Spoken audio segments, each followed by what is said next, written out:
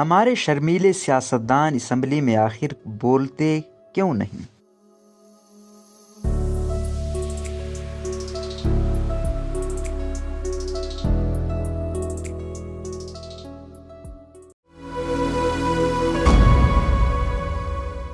عثمان جامعی کے مطابق ایک زمانے میں کسی نہ کسی سیاستدان کے نام کے ساتھ دیواروں پر نعرہ لکھا ہوتا تھا، فلاں تیری بولی دشمن کے لیے گولی۔ واضح رہے کہ یہ وہ بولی نہیں جو منتخب ایوانوں میں تحریک عدم اعتماد پیش ہونے کے دنوں میں لگائی جاتی ہے۔ اس بولی پر تو منتخب ارکان خود گولی کی طرح بولی لگانے والے کی سمت لپکتے ہیں۔ یہ ہے بولنے والی بولی۔ اہل سیاست کی بولی کا صرف یہی وصف نہیں کہ وہ دشمن کے لیے گولی ہوتی ہے، بلکہ وہ دوست کے لیے بھی گولی ہی ہوتی ہے، اور گولی بھی وہ جو چلائی نہیں جاتی بلکہ دی جاتی ہے۔ اس بولی کے ذریعے وہ عوام کو لولی پاپ دیتے ہیں، بول بچن دیتے ہیں، تسلی دلاسے اور جھانسے دیتے ہیں، اور اسی کی مدد سے وہ مخالفین کو الزام اور طعنے دیتے ہیں۔ بولی سے اتنا کام لینے والے سیاستدان جب اپنی بولتی بند کرنے پر آئیں تو کوئی فیض کی پوری نظم بول کے لب آزاد ہیں تیرے چیخ چیخ کر بھی سنا دے، یہ لب بستے ہی رہتا ہے، گویا فیض ہی کی زبان میں کہہ رہی ہوں بس ہم دیکھیں گے، لازم ہے کہ ہم بس دیکھیں گے۔ یہ چپ سیاستدان بس ایک جگہ پائے جاتے ہیں اور اس جگہ کا نام ہے اسمبلی۔ پیلڈاٹ یعنی Pakistan institute of legislative development and transparency کی رپورٹ کے مطابق گزشتہ دور حکومت میں یعنی پاکستان کی 15ویں قومی اسمبلی کے اجلاسوں کے دوران 342 رکنی ایوان میں 174 ارکان مکمل طور پر خاموش رہے اور 1 منٹ بھی نہیں بولے۔ ان میں پاکستان تحریک انصاف یعنی پی ٹی آئی کے 84، مسلم لیگ نون کے 48 اور پاکستان پیپلز پارٹی کے 23 ارکان شامل ہیں۔ بہت زیادہ بولنے والوں کو اکثر ایک جملہ سننا پڑتا ہے کہ چپ ہونے کا کیا لوگ ہے، مگر وہ حضرات تو کسی قیمت پر بولنا بند نہیں کرتے، لیکن ہمارے منتخب ارکان ان کی طرح نہیں۔ ان پر بولنے کے لیے یومیہ فیکس 1,87,000 روپے خرچ ہوئے، لیکن یہ پھر بھی اونٹ سیے رہے۔ سوال یہ ہے کہ منتخب ارکان قومی اسمبلی کے اجلاسوں کے دوران چپ چاپ کیوں بیٹھتے رہے؟ ان کی کئی وجوہات ہو سکتی ہیں۔ ہو سکتا ہے یہ ارکان بھوٹان، نیپال، موغادیش، جبوتی، بارباڈوس وغیرہ سے تعلق رکھتے ہوں اور ہماری قومی زبان سے نابلد ہوں، چنانچہ زبان یار من ترکی و من ترکی نمی دانم والے معاملے کے باعث ٹک ٹک دیدم دم نکشیدم کی تصویر بنے ایوان میں بیٹھے رہتے ہیں۔ جس آسانی اور اپنائیت سے غیر ملکی ہمارے ہاں وارد ہو جاتے ہیں، اس کے پیش نظر ایسا ہونا حیرت انگیز نہیں۔ ویسے اس پر اعتراض بھی نہیں ہونا چاہیے بھائی، یہ پیشکش ہم نے ہی تو کی ہے کہ تیرا پاکستان ہے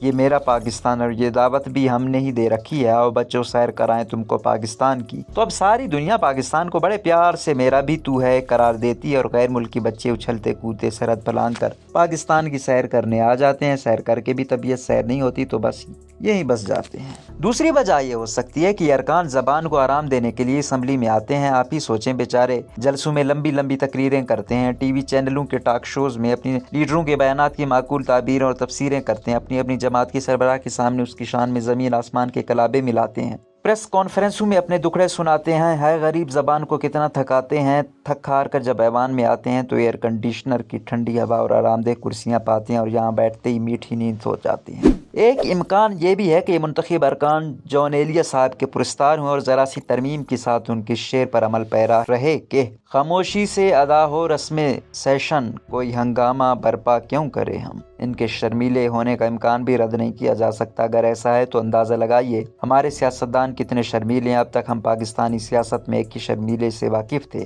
جنہیں اصولی طور پر شرمیلا ہونا چاہیے، لیکن والدین نے شرمیلا نام رکھ دیا تو ان کا کیا قصور؟ بہرحال یہ جان کر خوشی ہوئی کہ ہماری سیاست اور ایوان زیری میں اتنی کثرت سے اور اس قدر شرمیلے پائے جاتے ہیں، تو طے پایا کہ جس طرح ایشیا کی سب سے بڑی کچی آبادی، ایشیا کی سب سے بڑی مرچوں کی منڈی اور ایشیا کا سب سے بڑا بازار پاکستان میں، اسی طرح ایشیا بھر میں سب سے زیادہ شرمیلے پاکستان کی قومی اسمبلی میں پائے اور مستقل شرمائے لجائے جاتے ہیں۔ یہ بھی ممکن ہے کہ یہ خاموش ارکان بڑوں کے سامنے بولنا بے ادبی اور بد تہذیبی گردانتے، اس لیے ایوان میں منہ بند کیے مؤدب بیٹھے رہیں۔ بھائی آپ تو جانتے ہیں قومی اسمبلی میں بڑے بڑے موجود ہیں، یوں یہ سیاستدان ثابت کرتے ہیں کہ ادب پہلا کرینہ ہے سیاست کے کرینوں میں، اور با ادب با نصیب بے ادب بے نصیب اب دیکھیے ان کے نصیب کیسے کھلے کہ کچھ نہ کرنے اور چپ رہنے کے لاکھوں روپے وصول کرتے ہیں۔ دیگر سہولیات اور غیر ملکی دورے اس نصیب کا بونس ہیں۔ یہ کیوں نہ سمجھا جائے کہ انہیں قوم کے مصائب مسائل اور غموں پر چپ لگ گئی اور اس چپ نے ان کے ہونٹ چپکا دیے۔ اب کوئی لاکھ کہتا رہے پورے سیشن میں چپ کیوں ہو، کانوں میں رس گھولو،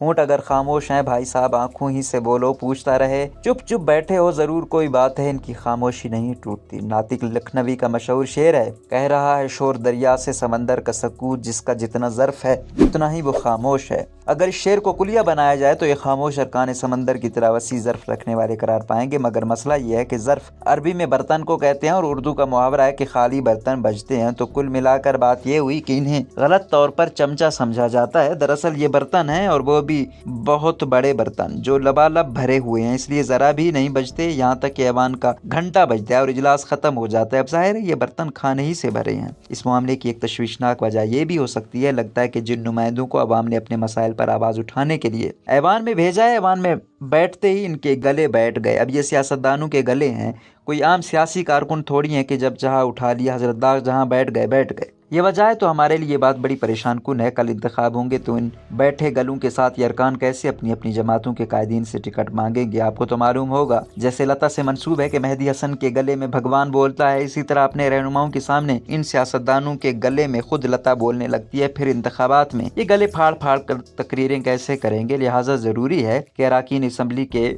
بیٹھے گلوں کو اٹھایا جائے۔ نہیں کسی ایسے طریقے سے نہیں جو آپ سوچ رہے ہیں، اس طرح گلے نہیں اٹھیں گے بلکہ گردن لمبی ہو جائے گی۔ ہمارا مطلب یہ ہے کہ انہیں علاج کے لیے امریکہ یا برطانیہ بھیجا جائے، وہاں پہنچتے ان کے گلے کھل جائیں گے اور یہ کھل کر بولنے لگیں گے۔